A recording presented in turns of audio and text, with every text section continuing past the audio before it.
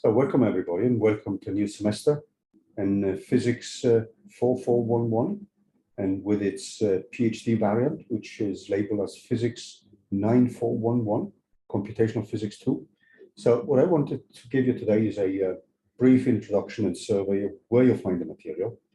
So what you're seeing now is the official website of the University of Oslo, and that's the site which contains the links to teaching material, teaching schedule, and you're most likely very familiar with the way things are laid out.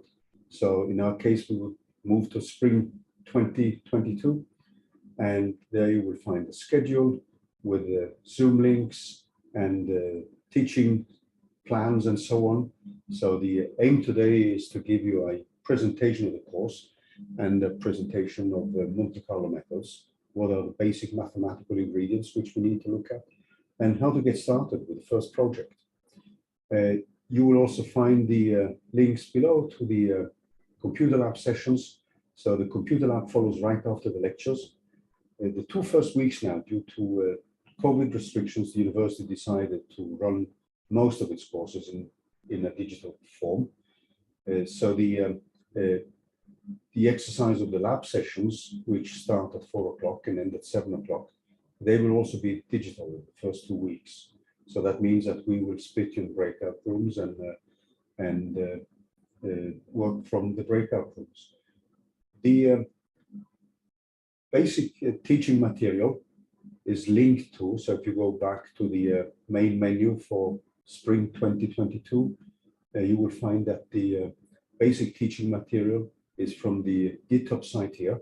So if you're not familiar with GitHub as a provider for storing material online, and Git as a version control software, I mean, these are things which we will cover during the lab sessions.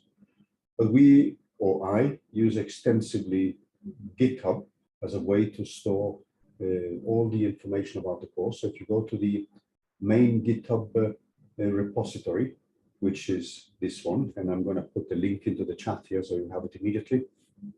Anyway, feel free to use the chat as you want, or if you prefer to unmute yourself and you have questions, I mean, feel free to do that. So I wanted to give you a kind of overview of where you find the material. So the GitHub main link here contains also folders with all the information which you need. And if you're familiar with Git as a version control software, and also providers like GitHub, which is owned actually by Microsoft, there's another very popular provider which is called GitLab. You have Bitbucket and many other ones, but GitHub and GitLab are the most popular ones. So for GitHub, you can have a university account, or you can just have your own account.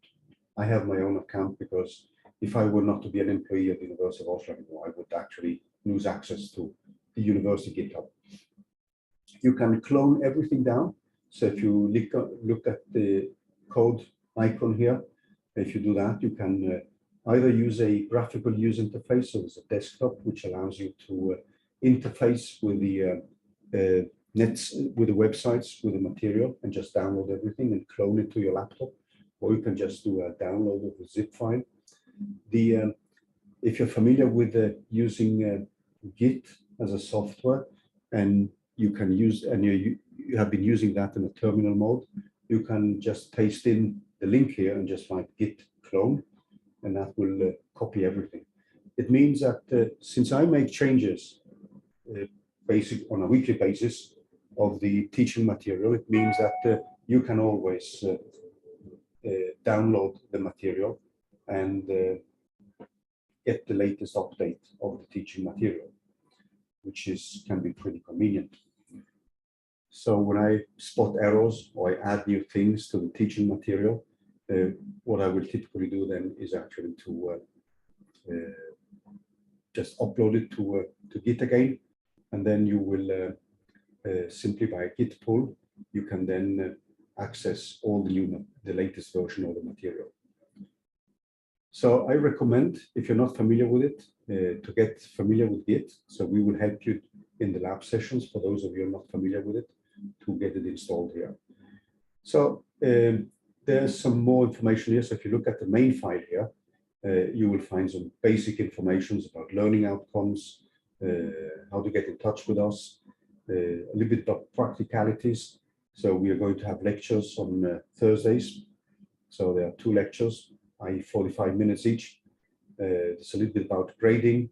The course is fully project-based, which means that the courses will, there's no final exam here. There's only 2 main projects. And we will go through some of the information when we, a little bit later today. So you can find more if you look into the doc folder. If you don't want to actually be, if you're not online, if you go to this pub folder, you will find basically the weekly slide material, which we're going to cover. The handwritten notes during every lecture, they will be posted under this folder here. So there's a folder for 2021, and there's going to be one for 2022. You will find lecture notes. There's also, if you go back here to the main site, on this link to the upper right corner here, if you click on this link, that's going to give you an overview of the weekly teaching material. And that's the one which we're going to dive into now, because that contains the basic and essential material, which we will cover throughout the semester. And it's going to give you some of the information about the setup of the course here. There's also, if you go back to the main GitHub site, if you click on the link up here, there is a link to a Jupyter Book, which contains essentially all the teaching material. So if you click on that one, you will find the schedule, instructor information, practicalities, and many of the chapters which are relevant for the course here. So we are mainly going to deal with the stochastic methods, and we're going to start with something which is called the Variational Monte Carlo method. So this, what you see here is actually a collection of all the weekly teaching material, which you find in this overview here. So going back to the Jupyter Book, this contains also, obviously, a little bit more text, slightly more information than what you find in the weekly slides. So this Jupyter Book functions in a way as the textbook. I will also link to every week you will get an email with information about plans for the week, what we went through the week before. You will also find links to material which we suggest as background material for the lecture, which is coming that specific week. There may be videos which you can look at about the teaching material. And we will also give you links to specific textbooks and chapters in specific textbooks. So this is a material which is normally not covered in, how to say, a coherent way in many textbooks. So you will find things a little bit scattered here and there. And I've tried to collect the teaching material in these different chapters, which you see down here. So if we now dive a little bit into the teaching material for this week and take a look at the slides for this week. So we're going to give you an introduction to the course and overview topics which we want to cover.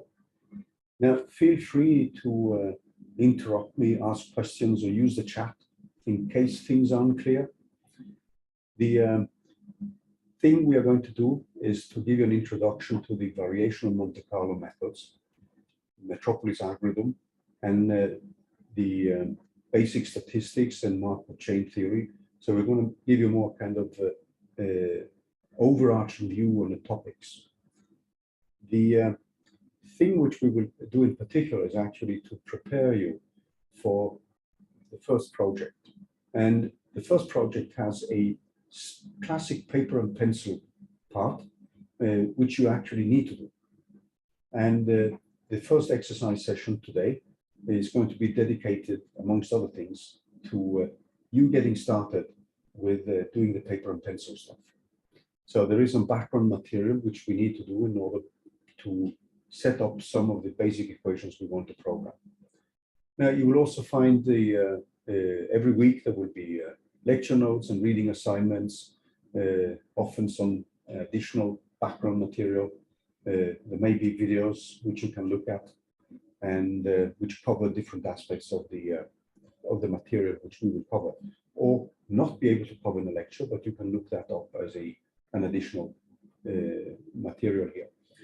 So as I said, there is no unique textbooks which cover the material, but we will send links to additional text or text to videos or material online which may be relevant.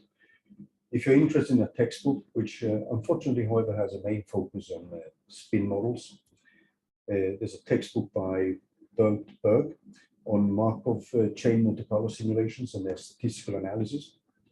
It contains links also to codes. They are written in Fortran, but they are pretty clear. So if you're interested in a textbook, you can actually look that one up. The aims in this course here is to be able to apply central many-particle methods. So when we're thinking of computational quantum mechanics or quantum mechanics, what we're interested in is essentially to deal with the many interacting particles. Now, we have chosen Monte Carlo methods because Monte Carlo methods have many features from a pedagogical point of view, which make it easier to study interacting many-particle systems. So in essence, what you're going to solve is an integral, a multidimensional integral using stochastic methods. So if you wish to look at what we are going to do throughout the first half of the semester, this is to evaluate integrals which are multidimensional using stochastic methods. And that's why we normally call these Monte Carlo methods. So the thing we want to develop is an understanding on how you would simulate quantum mechanical many-particle systems. So this is highly relevant if you wish to study systems in basically all disciplines of physics. We will stay mainly with quantum mechanical systems. That means that if you would be interested in huge systems which can be simulated with methods like molecular dynamics, we do have another course which addresses that topic, and that's called Physics 4460. And it has molecular dynamics as one of the main emphasis. In that case, what you would be doing then is to replace all the quantum physics with effective classical potentials, and then you would solve basically Newton's equations for a system of many interacting particles which interact for classical potential. So methods like the ones we are going to discuss here, they can actually be used to make a model for potential, which can be used, an effective potential, which can be used in molecular dynamics calculations. This is a huge research field in science, in particular in molecular, in material science, but also in computational bioscience, where you want to address systems with huge numbers of molecules like you would find in proteins. Or if you want to simulate the DNA, you have too many degrees of freedom, and that means that a typical quantum mechanical calculation like a Monte Carlo calculation or any of the standard many-body methods which exist, you would not be able to solve Schrödinger's equation for that many interacting particles. You have way too many degrees of freedom. Now, the methods which we will study, they are relevant for many sub-disciplines of physics or chemistry. You can apply many of these methods to other systems as well, outside of physics and chemistry. But basically what you will see here are methods which are and applications which are highly relevant for atomic, molecular, condensed matter physics, material science, nanotechnology, quantum chemistry, and also nuclear physics. So we want you to manage large numerical projects. We are going to essentially have 2 projects, and this means that we want to emphasize things like unit testing, how to write clean code, object orientation, and so on. We want to give you information about a statistical analysis of large data sets, which is the case here when you produce a result or have a result from a Monte Carlo calculation. You typically have lots of data. And then the question is, how do we compute, for example, the standard deviation in this data set? How do we analyze the data? So this is another topic. We are going to look at optimization problems. We are going to deal with the results, which will depend on a set of parameters. And that leads us to finding the optimal parameters in the space of all the different parameters. So that leads often to convex optimization problems. We're also going to parallelize and optimize our codes. So that means that at the end, the hope is that you will get something which is as close as it can be to a professional Monte Carlo code, which then can be used in different research topics. We can also, for the second project, we can actually, we have the possibility to focus on different topics. And the last years, we've been looking at alternatives. So the first project is common for all of us, and that is also meant as a way to have everybody at the same level and have gone through many of the same techniques, which then can be used in the second project. But in the second project, we can actually deviate a little bit. And we have normally every year, we have split you guys, depending on your interests, into different subgroups. And we've been covering topics like quantum computing. We have been looking at using machine learning for solving quantum mechanical problems. There's actually a continuation of project number 1, where you solve the same equations and you use much of the same machinery, but you replace the way you deal with the quantum mechanical ansatz for the state function, you replace that with a neural network. So how to use machine learning to solve high-dimensional problems is a very important application field of machine learning methods.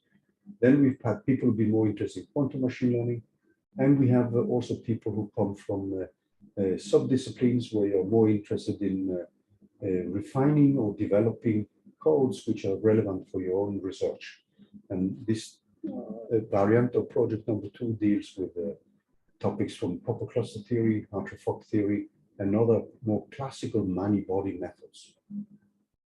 So there's a lot of freedom, and we wish to keep that kind of freedom for project number 2, so that it can align better with your research topics and your own interests. You can also reuse much of project 1 for some other projects, and I'm going to try to highlight that. These are some deadlines which are more meant for your planning of the semester.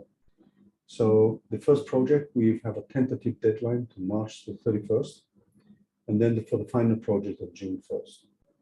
So that will give us time to grade and actually get the grades out before the semester is over. As I said, there is no final exam, there's only project work here. There are 2 compulsory projects. You can actually, there's no need to pass both.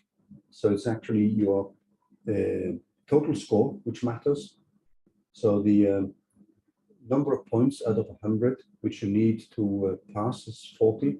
If you have problems with the first project but do excellently in the second one, then you will have perhaps an average score of more than 40, and then you will pass the course. For those of you doing this as part of your PhD, there's only a pass, not pass grade. You feel free to choose the format when you write the projects. You can decide whether you want to have a Word document, a PDF file, or whatever. We use Canvas to hand in the projects. The computer lab is going to be after these first 2 weeks. It will be in room physics 434. So we expect you to actually bring your own laptops. You should feel free to use the programming languages you are more familiar with. We should only say that we need only to bring in a kind of constraint is a Python, since Monte Carlo calculations are CPU greedy. If you write everything in Python, you will often find that Python codes will be very, very slow compared with high-performance computing languages like C++, Fortran, or Rust, which many of you may be familiar with.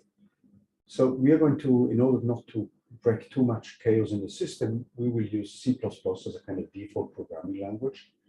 But in the lectures, I will also use Python in order to demonstrate some of the applications and implementations of the theory. And the reason why I do that is that I can run easily a Python code in a Jupyter notebook and visualize quickly what we are expected to get. So any questions so far? Okay, so I'm just going to continue. So the topics which we will cover, so we cover topics like parallelization and high performance computing topics.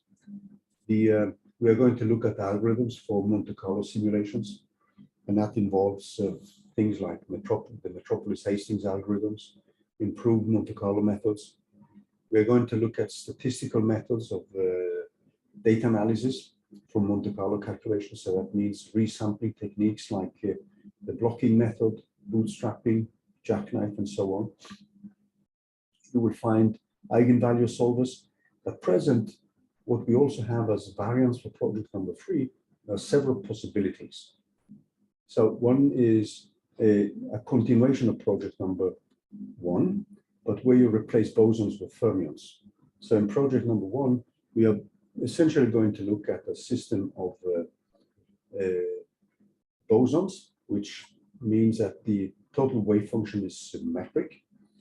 And this collection of bosons is going to be simulated with Monte Carlo methods. Then you can replace the bosons with a system for fermions. And there are several examples which we can look at, which are highly relevant for studies in quantum chemistry, material science, nanotechnology, nuclear physics, and so on. Some of you may be interested in looking at time-dependent theories. So one project variant which we've had is Hartree-Fock and time-dependent Hartree-Fock for fermions. There are some of you, if you're coming from quantum chemistry, who may actually have to write a copper cluster code as part of your master thesis or PhD thesis. And this is one possible variant. We also have a variant, which is a continuation of project number 1, but where you replace the Monte Carlo answers for the wave function with a neural network. So that means machine learning applied to project number 1. There can be eigenvalue problems with deep learning methods. That's the applications of machine learning to solving eigenvalue problems. And then we've had projects on quantum computing and also quantum machine learning. So it means that we are going to, for project number 2, then depending on your interests, we will split people into subgroups, and then we will have separate working groups, and obviously also separate mini lectures for each working group. So feel free to discuss many of these things and think of alternatives for project number 1. So the kind of topics which we will cover now in more detail is convex optimization problems. So that means gradient methods. We are going to look at quasi-Newton-Raphson methods. There are other methods for finding the minima in multi-dimensional spaces. And this is something which is very handy in many, many disciplines in science. We're going to look at iterative methods for solutions of nonlinear equations. So if you're dealing with gradient methods, this is actually part of these iterative methods. Object orientation is pretty obvious. Data analysis and resampling techniques. Variational Monte Carlo is one of the methods. And when we say ab initio studies, it means from first principles. You start with the basic particles, or what you think as the fundamental particles, and then you try to solve a many particle problem based on what you think are the fundamental particles. So in physics and in chemistry, what we are always dealing with are effective degrees of freedom. So this ab initio has to be reworded a little bit, because if you're dealing with atoms and molecules, it's not in principle an ab initio calculations, because you already have an effective Hamiltonian where you have frozen out some selected degrees of freedom. If you're dealing with a strong force and do quantum chromodynamics, then you can actually talk about ab initio calculations, because then you would be dealing with what you believe are the fundamental particles, and not effective ones like protons and neutrons and various types of atoms. So we are going to look at how to simulate 1, 2, and 3-dimensional systems. The first project is actually about trapped bosons, and this is a default project, and it's meant as a way to build up the basic knowledge about the methods. So all the ingredients which you see above this line here of text is ingredients which will enter project number 1. And then project number 2 has, as I said, different variants here. And you should feel free now to come up with possible wishes, or if there are things which are not covered in the slides here, if you have some other topics you would think of. But keep in mind that it should obviously have to do with quantum mechanics, because the course has actually the name Computational Physics and Computational Quantum Mechanics. So there is obviously a kind of limit here. So why do we do Monte Carlo methods? So I wanted just to bring up some basic motivation here before we move on. And then we are going to switch over to the whiteboard. So if you look at a quantum mechanical expectation value, so the quantity which you see here, so I'm assuming that most of you have taken a course in quantum physics. So you've seen some of the basic quantum mechanical postulates about, for instance, calculating the expectation value, which is something you would relate to an observable. So the expectation value for a given Hamiltonian, this would be the energy of the system, is now a multidimensional integral. And this R1, R2, and so on, they represent the different positions, the coordinates of the given particles. This is not including spin, so we could actually include spin if we want to. What you're going to see in the first project is that spin is an irrelevant quantum number. But when you come to project number 2 and you want to deal with fermions, you would actually have to introduce spin as a degree of freedom. So one of the reasons why we have opted for a system of interacting bosons is that it simplifies the quantum mechanics. We don't need to deal with the spin degrees of freedom. And this system which we're going to look at is a system which is very, very interesting, because it's going to mimic the ground state of quantum mechanical systems, which have been studied extensively in order to realize what's called Bose-Einstein condensation. So in Bose-Einstein condensation, what you would see is that bosons, like specific atoms or ions, where you've stripped away a certain number of electrons so that the total spin is an even number, normally 0. These systems, these gases, they can undergo a phase transition where you would have all bosons moving at basically the same velocity. So this is achieved technically by cooling down a gas of bosons. So this could be rubidium atoms, which has been one of the cases. And you would cool this down by laser cooling. So that means that you have a distribution of velocities for a gas. And this is normally given by a Maxwell-Boltzmann velocity distribution at a given temperature. So what you could do now is to send laser light to those regions where you have the highest velocities or the highest energy in distribution. And then you would cool down those by collisions with photons. That means that you reduce the velocities of the parts of the gas which have the highest velocities, so that you can actually keep reducing the velocity of the system so that all bosons basically move at one velocity. So if you think of a Gaussian distribution of velocities, what you're actually doing is you're making this distribution more and more narrow. And at the end, the whole gas of atoms moves at the same velocity. And we talk then about the phase transition to a coherent state where all bosons more or less have the same velocity. And that's normally classified as a phase transition of the Bose-Einstein type. So the system which we're going to study is a system which is highly relevant for a specific field of physics, which is normally called quantum fluids. And there's been a chain of Nobel Prizes in this field.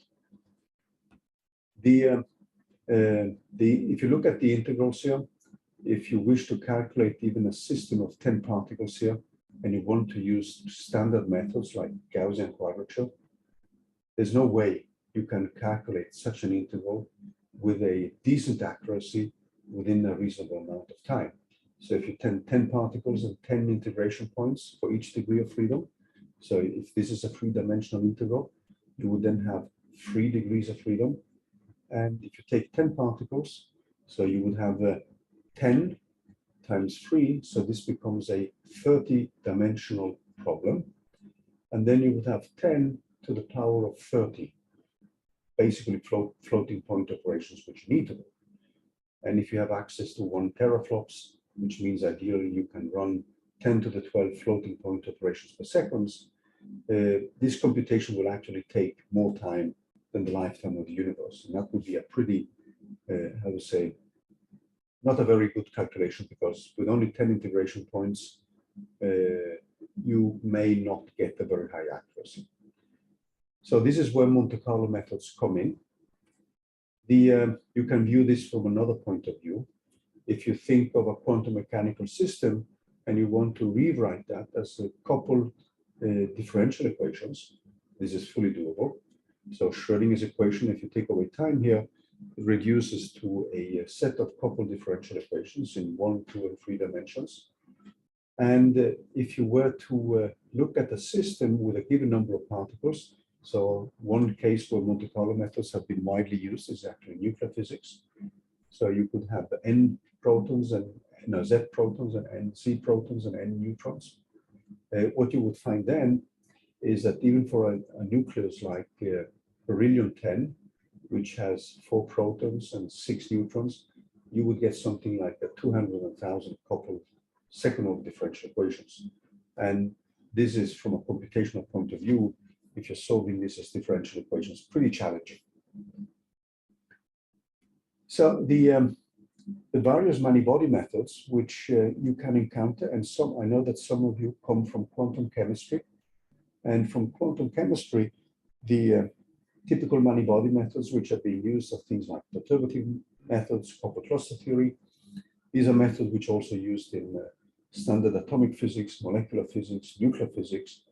Now, many of these methods here, one of the reasons why we do not study them in greater detail is that their mathematical complexity is a little bit more complicated than what we have in Monte Carlo methods. So Monte Carlo methods have a pedagogical advantage because you can start to simulate a physical system without going through too much detailed mathematics.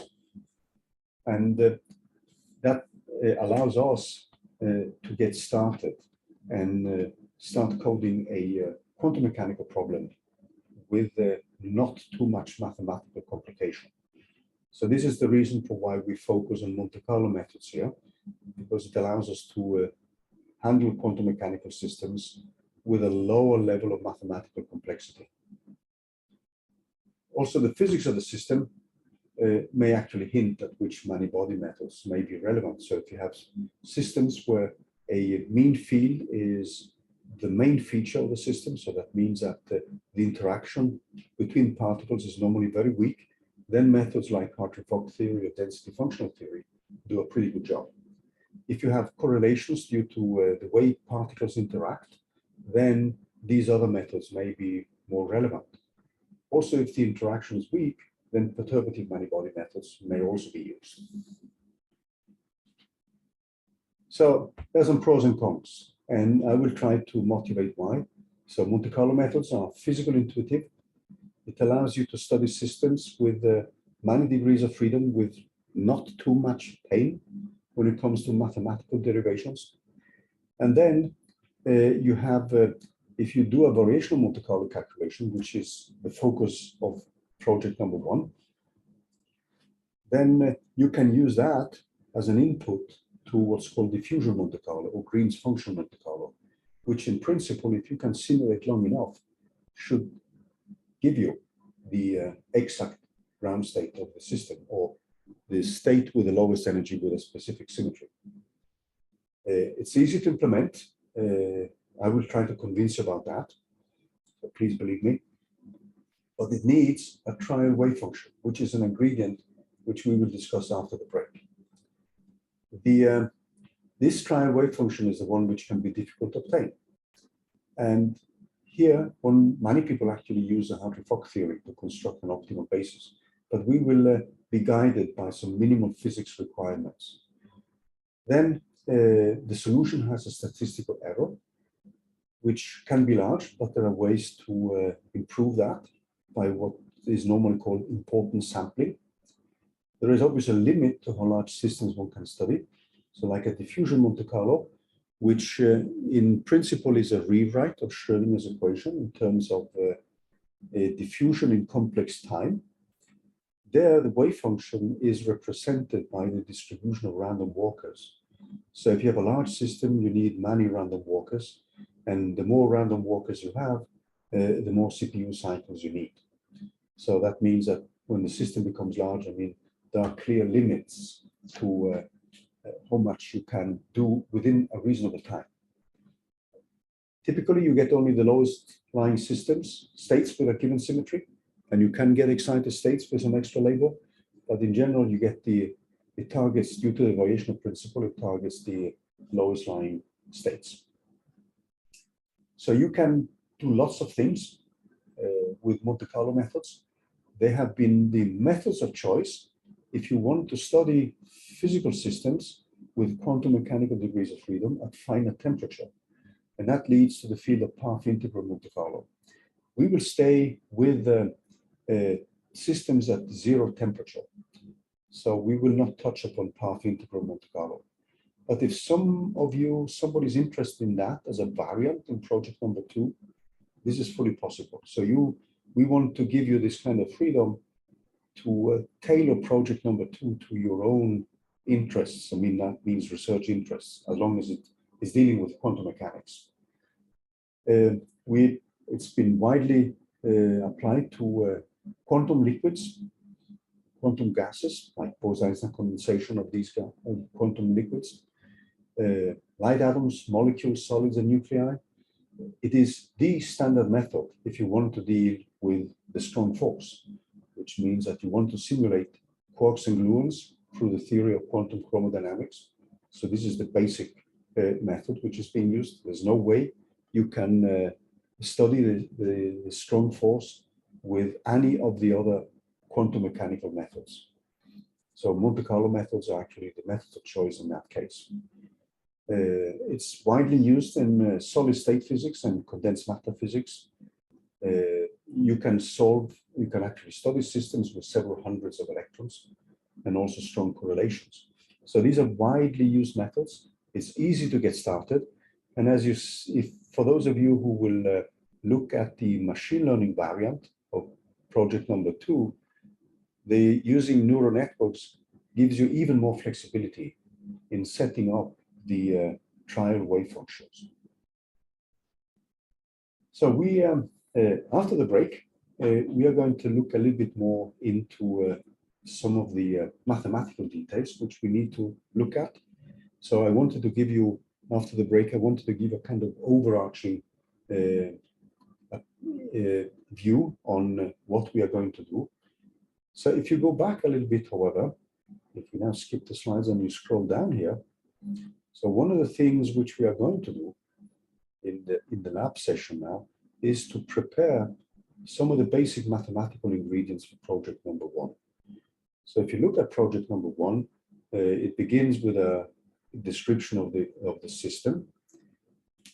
But the first part here, which we need, is something which we will describe after the break, and it's called the local energy. And we need to set up the analytical expression for this. So we're going to have a Hamiltonian which acts on a wave function. And this Hamiltonian is then going to be used to compute the quantity here, which is called the local energy. We are going to have a trial wave function. This trial wave function has a mathematical expression, which is explained up here. And in the beginning, we are just going to look at a system of non-interacting particles. And then we will also need something which is called the quantum force. So we are just, in the beginning, we are just throwing things at you. And then we are going to decode and derive all this information later. But what we need now in order to get started with a project is to find the analytical expressions with a given trial wave function.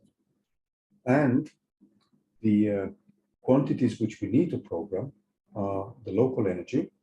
We need to evaluate this quantity here, which is the gradient of the trial wave function.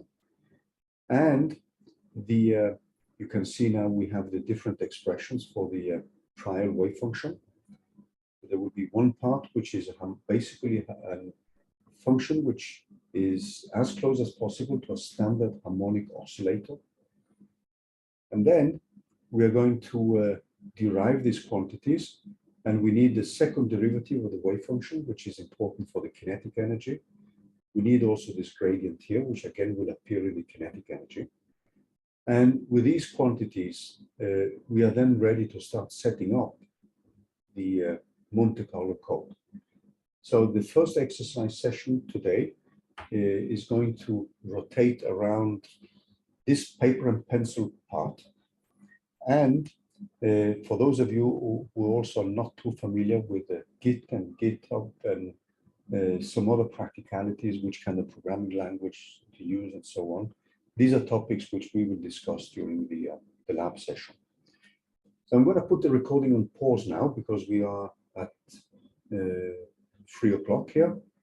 So let me just do that.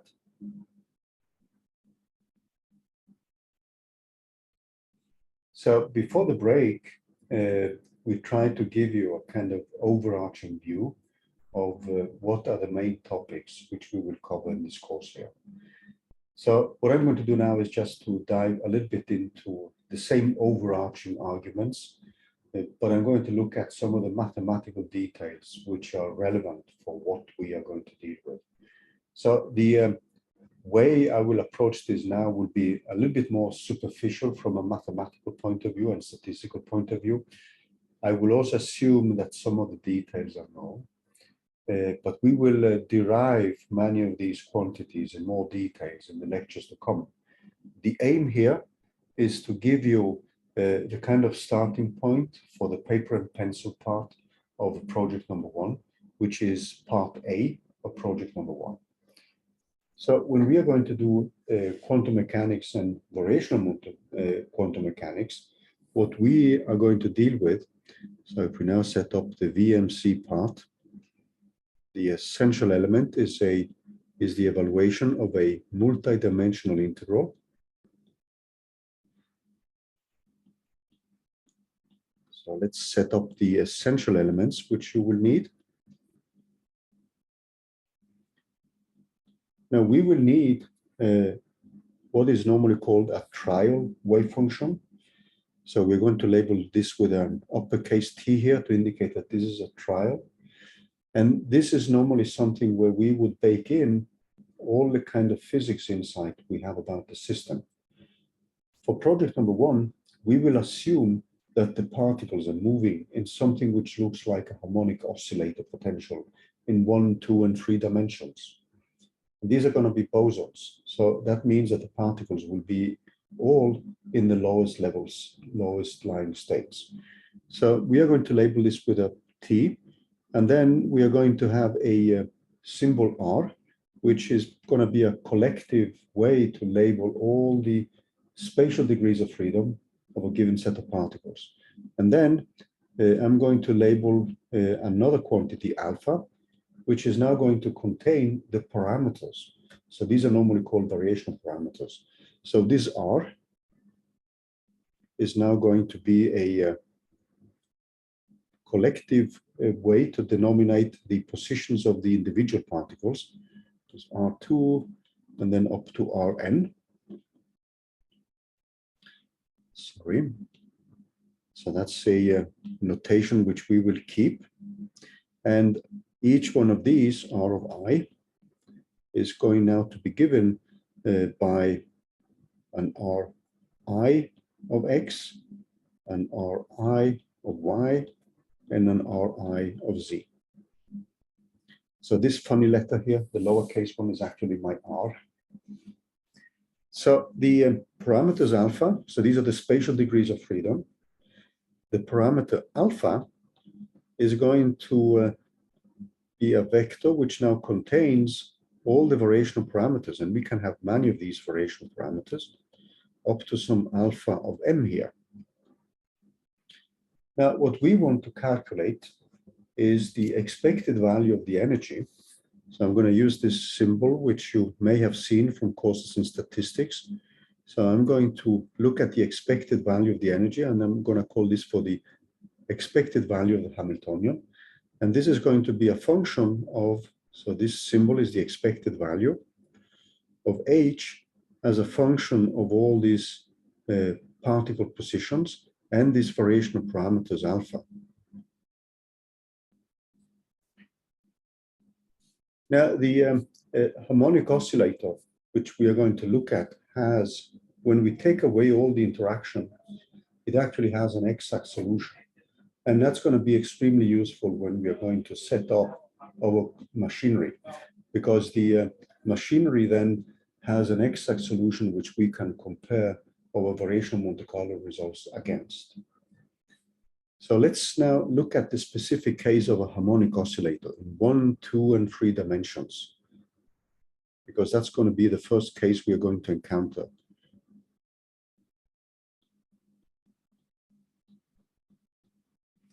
So in that specific case, what we have, if we have one particle,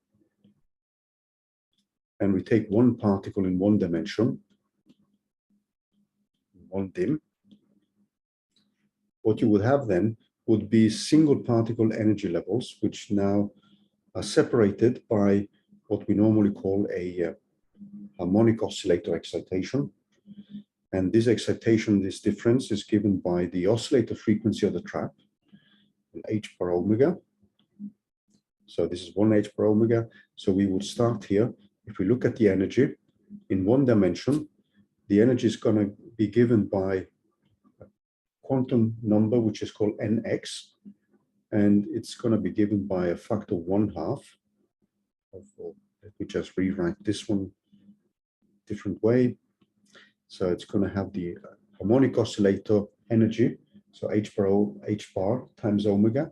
Omega is the frequency of the oscillator trap. And then we have the quantum number nx plus 1/2. That's the energy of a one-dimensional harmonic oscillator. So we would now typically label these states, which we have to the label to the left here. So this would be an nx equal to 0. This would be an nx equal to 1, and so on. So the energies are discretized. The harmonic oscillator Hamiltonian is now given by this h, which is a function of x only. And this is a quantity which is given by minus h bar squared divided by the mass of the object. We have the kinetic energy term. So I'm assuming that many of these terms are familiar. And then we would have plus 1/2. We have the mass of the particle. We have omega squared times x squared. So that's the harmonic oscillator in one dimension. The wave function for the lowest line state is going to be proportional with the following. So I'm going to write now the trial. This is going to be something which is going to constitute the answers for the trial wave function. So the psi as a function of nx equal to 0 is going to be proportional with an e to the minus, and then I'm going to have a parameter, which is going to be a variational parameter. So I'm just going to write an alpha here with no vector because it's only one parameter. And this will be proportional with alpha times x squared. This is a typical example of a solution of the harmonic oscillator in one dimension here. Now you can modify this a little bit, and many people actually rewrite this, and this is the way we are going to use it in project number 1. So you can rewrite it in the following way, because that's going to simplify some of the mathematics. We get rid of some factors when we take derivatives. So we're going to have a minus 1/2 parameter alpha squared times x squared. This is a function where we have taken away normalization constants, because we are going to, when we come to the quantum mechanical calculations in the variational Monte Carlo setup, we are going to use something which is called the Metropolis algorithm. And then we are mainly interested in ratios between functions before a certain move and after a certain move. And when we take ratios, specific constants are then irrelevant. But we would need that if we want to normalize the wave function and compute things like the one-body density, which is a part of project number 1. But now, what we could say is that we could define a trial wave function, t, and since we have only one particle, we would simply have x, and then we would have a variational parameter, which we just call alpha. So there are no vectors here. And we could write this one as e to the minus 1/2 of alpha squared x squared. Now here we know the exact energy. And the exact energy is given by the quantity which you see here, with a given nx. In our case, it's nx equal to 0. So it means that the ground state is just 1/2 times h bar omega. So this gives us a benchmark which we can compare the calculations with. So when we are going to deal with the many electrons in one dimension, so many electrons,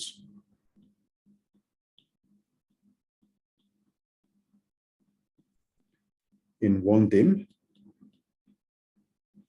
what we're going to have then is a new trial wave function where we are going to have x1, x2, up to some xn, the number of particles, but still there's just going to be one variational parameter in our case. And this wave function is going to be the product of all the single particle wave functions. So this is without any interaction. And you will see that for the variational parameter alpha equal to 1, you're actually going to get the exact answer. And you're going to calculate the energy as a function of this parameter alpha. So when we look at the energy, if we go back a little bit to what we wrote in the on here, if we now look at this quantity here, we are going to evaluate this quantity as a function of different alpha values. So the kind of task which we are going to have to solve in this course is to calculate the energy as a function of the different variational parameters. So we will have this parameter alpha, and we're going to have the expectation value of the energy. And now I just skip the parameters here. And this could look something like this. Ideally, you have the optimal alpha here, where you have the minimum, alpha opt. And you see why we are going to need optimization methods, because a priori, we do not know the value of alpha, which means that we would typically calculate this energy for different values of alpha. So we could calculate it for alpha 1, we could calculate it for alpha 2, etc. And then we could use this set of values here. So this could be up to an alpha n. And these would be values which we would produce now. And we could obviously use these values to make an interpolation among the calculated values and find the optimal value by using an interpolation scheme. Now, this is normally not the smartest way we can do the calculations in, because that will require a lot of CPU cycles for every point. What we are going to do is to use gradient methods, and we will start with a value, which is a guess for alpha, and then we will compute the derivative of the energy and try to use convex optimization methods to find the optimal value with a few cycles.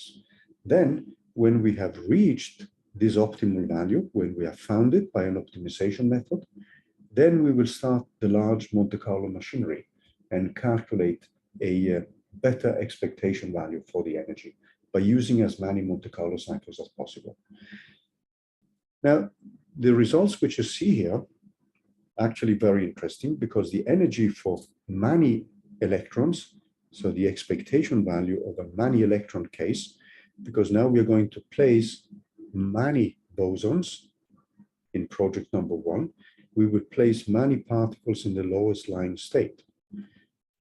So since we do not have any interaction, the energy for the many boson case is going to be an additive quantity. So when I look at the expectation value here for a n particle case, I'm going to put an n here to indicate that we have n particles. That is going to be given by a sum of from I equal 1 up to n of the energies of every single boson.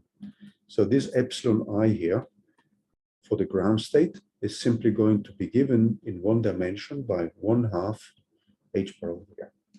So if I have 10 particles or 20 particles, so suppose n is equal to 20, that means that the exact value, the exact expectation value of the energy is given by 10. Because I have 20 divided by 2 times h bar omega. So we are going to use dimensionless quantities. So we're going to scale away h bar omega. So when you are going to run the calculation, you will just get 10. This is extremely useful because it's going to give you confidence, a confidence that the calculations you have done actually run correctly. So this is in one dimension. This is something you can expand to 2 dimensions. So if I look at the 2-dimensional harmonic oscillator, then the exact energy for one single particle, the exact energy for the ground state, the lowest lying state, exact energy, and you may remember this back from from a basic course in quantum physics or quantum mechanics, the exact energy for one particle, this epsilon I, is then given by h bar omega. So the factor of a half, you have actually one factor of a half for every dimension. So in one dimension, it's 1/2 times h bar omega. In 2 dimensions, it's going to be h bar omega. So that means that if you have n equal to 20, that means that your exact energy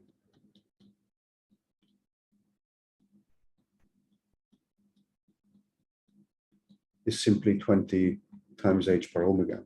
So this is another number which you can use to benchmark your code with when you're setting up a variational Monte Carlo calculation.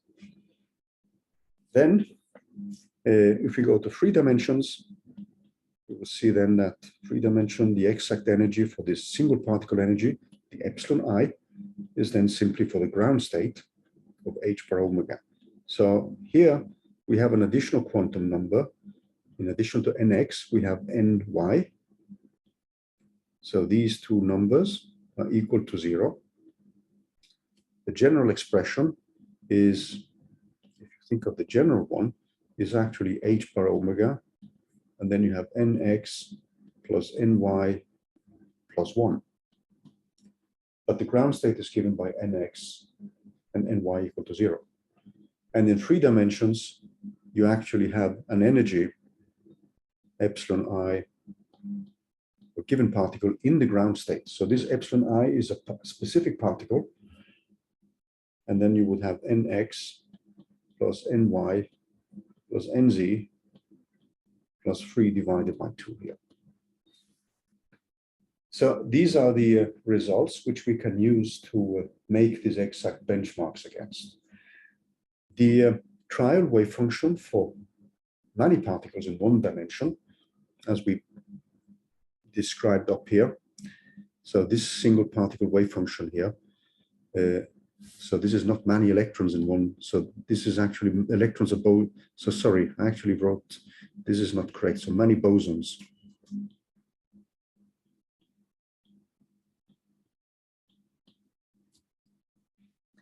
So the trial wave function in one dimension, wave function or state function in one dim, is now going to be given for n particles. So I'm going to have in one dimension, there's going to be an x1, an x2, up to an xn. It's going to have one variational parameter. Is going to be given by e to the -1/2 alpha squared. And then I'm going to have x1 squared plus x2 squared plus up to xn squared. That's going to be the trial wave function for many particles. When you are in 2 dimensions, you need to add the y degree of freedom. And in 3 dimensions, you would have x, y, and z for the different directions then. Any questions so far? So the thing I wanted to bring up now is the way we do the Monte Carlo calculations, or the way we actually calculate the energy. Because we want now to use a statistical approach, a stochastic approach. That means that when we calculate an expectation value of a given quantity, we would have an expectation value in statistics. So let's call this quantity just f, without specifying properly what it is. So this could be a function of x here. So the expected value is formally given by an integral over the domain where the stochastic events are defined. So this could be a 3-dimensional domain, it could be a 1-dimensional. I'm just writing this as x element in a given domain, which we have. This is formally given as a f of x multiplied with a likelihood or probability distribution and d of x. So the p of x here is a probability distribution function, probability distribution function.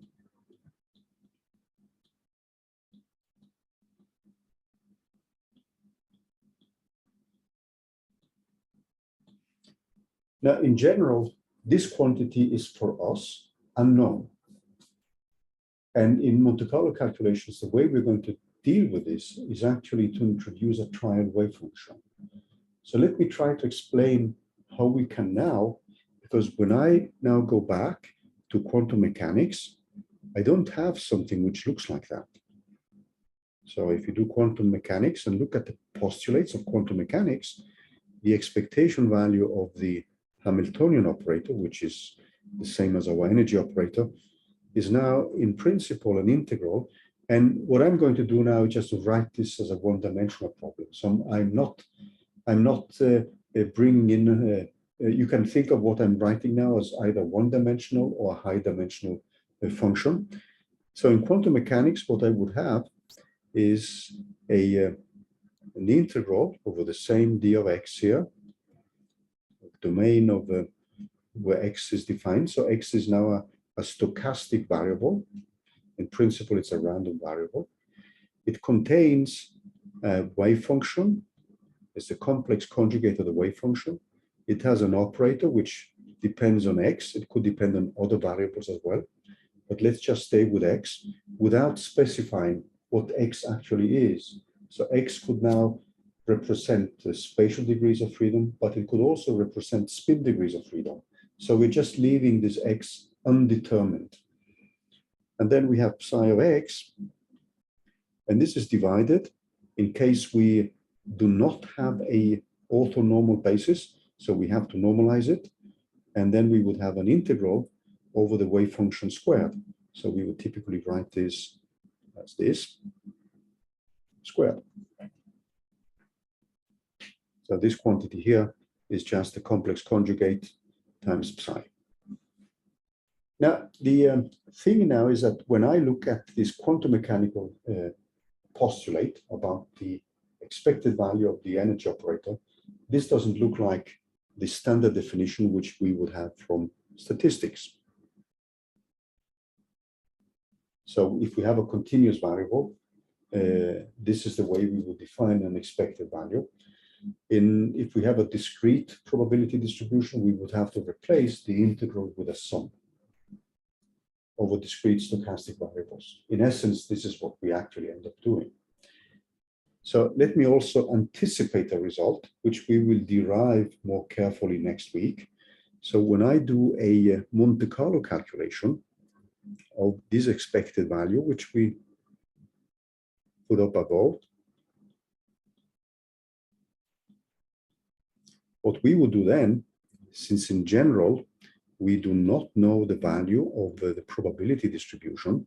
So we have an integral over P of X. We have a quantity f of X, which we just leave undetermined now, D of X. This is normally approximated with a sum over all the possible stochastic events, which we draw at random. So there's a sum from I equal 1 up to n. And this contains simply the values of this function evaluated at a specific value I. So this n is something you could now think of if you're looking at an object which moves in a one-dimensional space. These could be positions of the specific quantity which we are looking after, selected in a random way. So these will be random. We will normally call this for random configurations. So this configuration could be the position in space, but it could also be a more complicated state of the system. So we call normally this for a random configuration. So what you see now is that what has happened is that we have actually invoked the law of large numbers, and we have replaced the probability distribution which we have here, which could be an explicit one, with a uniform distribution scaled as 1 over the number of configurations which we select. So what we are doing now is that we are saying that all the configurations we select have the same likelihood. So if you have 1,000 configurations, we say that everyone has the same likelihood, which is 1 divided by 1,000. And when we sum them up, they sum up to 1. So which means that the distribution is normalized. So in Monte Carlo calculations, and we are going to go through some of the statistical details next week. In Monte Carlo calculations, this is essentially what we end up doing. So what we want then, when we run a Monte Carlo calculation, is since we know that the larger this value n is, the better we are supposed to approach the true configuration, the true distribution. So a typical Monte Carlo calculations is a very CPU greedy calculation, where we ideally want to have n as large as possible within reasonable amounts of CPU time. So when you apply for CPU time on a high performance computing facility, you would typically get something like some millions of CPU hours. And if you want many Monte Carlo cycles, you can easily exceed that limit which you have been given. So Monte Carlo calculations are CPU greedy. The more cycles, the better and the happier we are. Because if we believe in the law of large numbers, we should then be able to get a better and better approximation of the true value. We are coming back to many of these statistical concepts throughout the course because they play an important role in us assessing the quality of the Monte Carlo calculations which we are going to do. But keep in mind, as a kind of overarching topic, the more, the better. So ideally, what we want, m should be as large as possible. So I'm using this kind of first lecture to give you a kind of overarching view of what is going to come. And if we now go back to the quantum mechanical object, which we want to calculate. So in essence, what we are going to do is to look at the calculations of selected expected values. So it's not only going to be the energy, but we will also calculate other types of so-called quantum mechanical operators.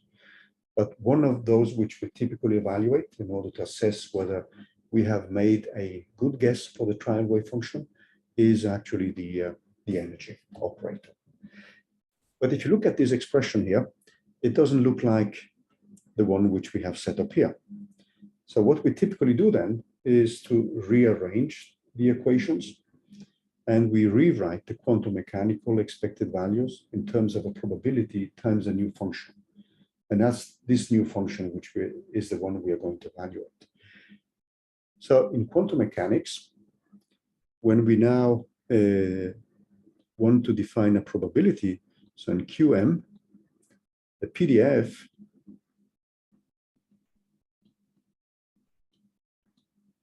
the probability distribution is given by the wave function squared. And now I'm going to replace my probability distribution with a P here, but I'm going to put a T here because it's going to depend on a trial wave function because we don't have the exact wave function. If you have the exact wave function, there is no need for this course, actually, because then you solve the problem.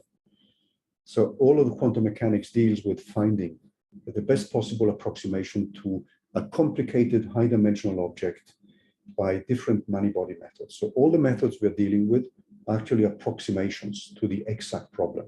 So you have a continuous problem in principle an infinite dimensional space, which you now are trying to reduce to by some selected methods to a reasonable approach to the exact energy or the exact observable which you're looking after. So we are going to define a P of T here, which now in one dimension for one particle is going to depend on X. But again, we could let X now represent a high dimensional variable and this variational parameter. And we are going to have a trial wave function. So we will have this as psi of T, which is going to be a function of alpha and X. And then it has to be normalized. And this is a pretty mean object. And in Monte Carlo calculation, we actually get away with not having to evaluate this normalization constant, which is a high dimensional object, by taking ratios of wave functions. So the exact normalization constant is something which we don't need in the actual calculations. We are coming back to this. So this would simply then be given by psi of T of X alpha squared. So this is the quantity which we would like to look at. Then, when we have defined this quantity, what we could do now is to define a new quantity, which I'm going to call the local energy. And this is where you will have to do the first paper and pencil exercise, because the local energy is something which I will redefine now as a new operator, EL, as a function of X and alpha.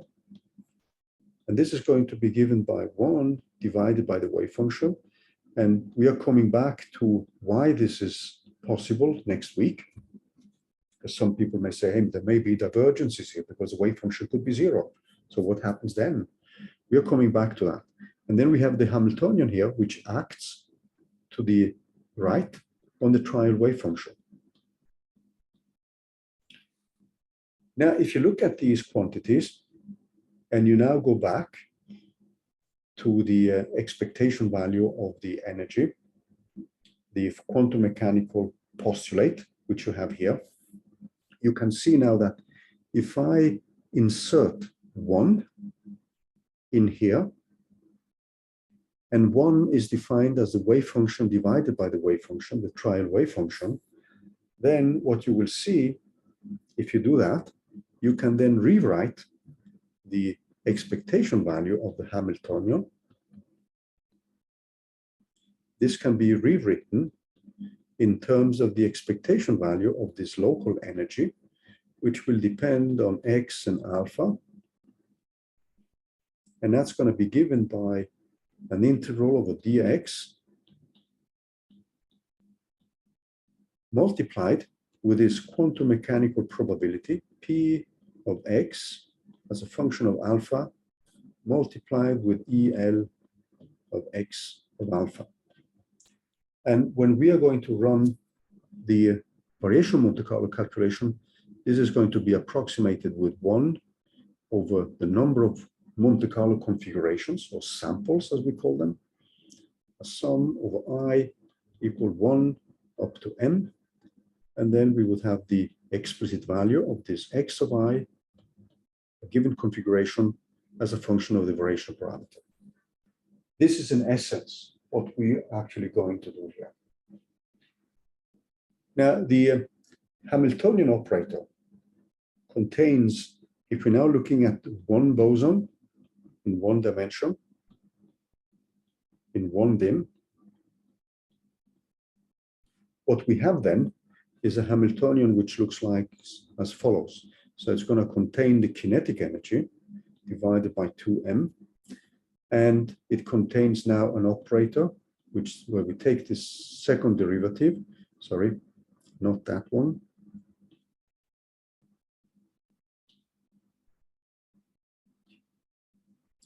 plus a potential energy, V of x. So as a warm-up to project number 1,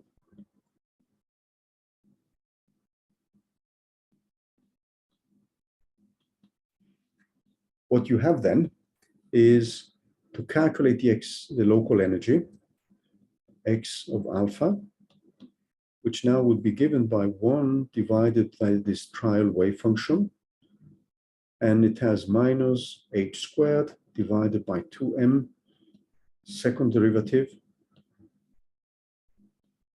plus the potential term multiplied with the wave function. And the tricky part now is actually the one which involves the kinetic energy term. You're going to generalize this to 2 and 3 dimensions with a wave function for 1 and many particles. And you're also going to look at a generic expression for an interaction term in the wave function. And we are coming back to how we get to these terms. But the important thing for you now is actually to compute an analytical expression for this quantity here, which we call for the local energy.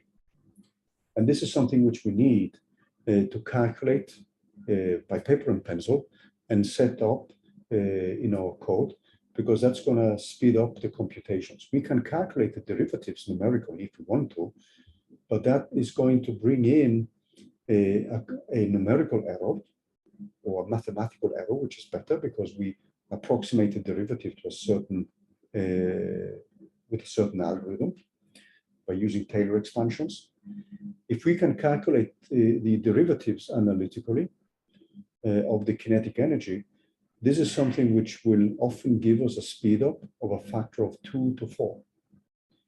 There is an alternative here, which we will come back to, which is to use automatic differentiation, where you can take these expressions, and if you're familiar with Python, you have a package in Python which is called AutoGrad, which uses automatic differentiation to calculate derivatives of complex objects to a given precision.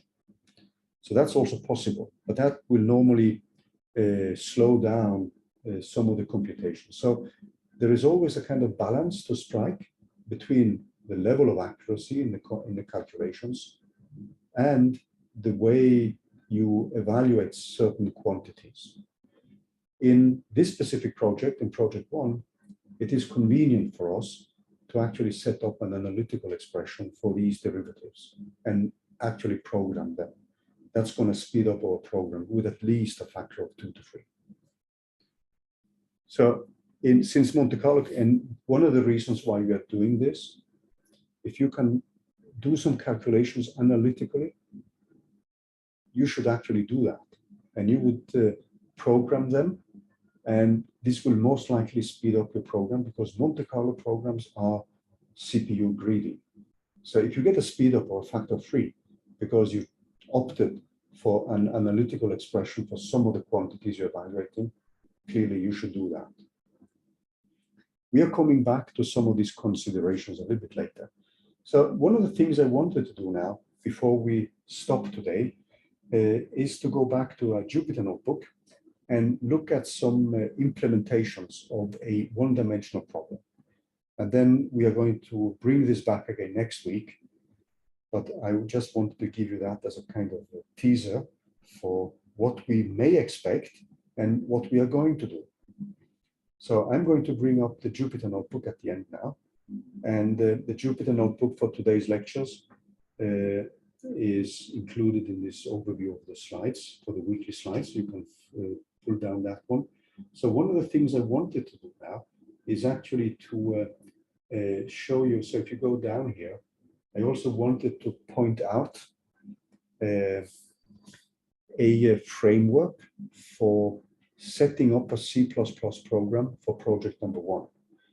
This is something which we also will discuss in more detail during the lab sessions. But if you click on the link here, you will get to the GitHub address of another Morten Ledum, who was a teaching assistant in this course, and developed an object-oriented framework for project number 1. And you can use that as a kind of guideline if you wish to program in C++. I mean, as I said, we leave it to you to opt for programming language. We will normally guide you through C++, Python, Fortran, and even Rust programming. We are less familiar with Julia, but if you feel you're familiar with Julia as a programming language, and you want to explore Julia for high-performance computing problems like a Variational Monte Carlo case, this could be an option. And we've had people programming in Julia every year. We've had people using Rust. But most people typically end up doing this in C++. Now, if you click on the link here, you will be directed to a skeleton for a C++ program for solving project number 1. And we will use that skeleton in the discussions during the lab sessions. So please feel free to click on that link and take a look at it. We are going to deal with a harmonic oscillator, and the external potential is going to be given by a given frequency, the mass of the particles, and an R squared, as we said on the whiteboard. And if we now scroll down a little bit, if we just go away from what we have here, there is a simple case where we now look at the harmonic oscillator problem. So we have the harmonic oscillator in one dimension. So this is essentially what I went through on the whiteboard. And what I'm doing now is to program the harmonic oscillator. So this has an exact energy. If I take and scale the parameters, so I end up with something which are called atomic units. I have an h bar equal to 1, is normally called natural units also. Then the energy should be 1/2 times omega. So if I put omega to 1, I should just get a half. This is a trial wave function, as we wrote in the slides. I invite you to actually, when you're now doing the paper and pencil stuff, to repeat the calculations which are here. So if I introduce this local energy operator, you should get what you see here as an answer for the quantity you're going to integrate. When you integrate this, so I'm using a notation here where I put a bar on top of it. This is one of these kind of sloppy physicist notations. And this is indicates an expected value. So this is the expected value of the energy with respect to alpha.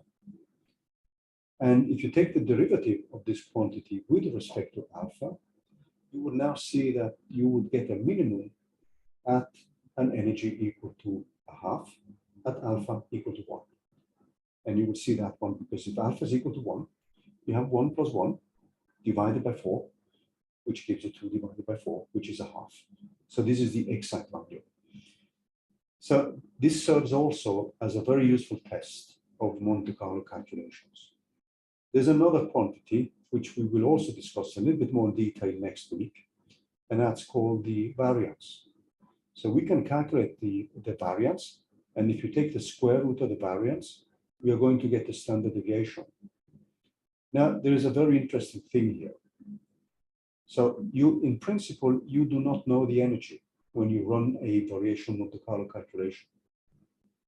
However, if you have the exact wave function, the exact solution, and this we will show that next week, then the variance is exactly equal to 0. So that's an extremely useful result. And some people run actually variational calculations by varying the parameters in order to tune the variance, because we know that the variance has a value it should reach if you have the exact solution, which is 0. Now, there is a simple code here. So I'm just importing some basic commands here. So let me just bring that up. So I'm writing out my result to a file. But here I'm going through the a basic setup of the Monte Carlo machinery. So this returns the wave function, which is this trial wave function as a function of these parameters alpha. And then you see also have the local energy, which receives as input the position and then the parameter alpha. So these are just the functions which I need. And then I'm implementing the Metropolis algorithm, and I'm going to discuss this in more detail next week. So don't look too much at it. But if I run this, you will now see one of the things which we are going to get to look at through the rest of the semester here. And you will see now the following. So the energy as a function of this parameter alpha, you see now that when alpha is equal to 1, then the energy is exactly equal to a half. What you see here is a typical calculation, which we will, or typical result, which we will get. And this leads to us trying to optimize the calculation, because I'm running all of these calculations in the same way. So when I'm here, I'm using 1 million Monte Carlo cycles. I'm using 1 million down here. This can be made more efficient by using optimization methods where I would actually evaluate things at a given starting value, and then I would converge quickly down to the minimum. And then at the minimum here, I would mount my large-scale calculation here. What you also notice here is that the variance is exactly equal to 0 when you have the exact wave function.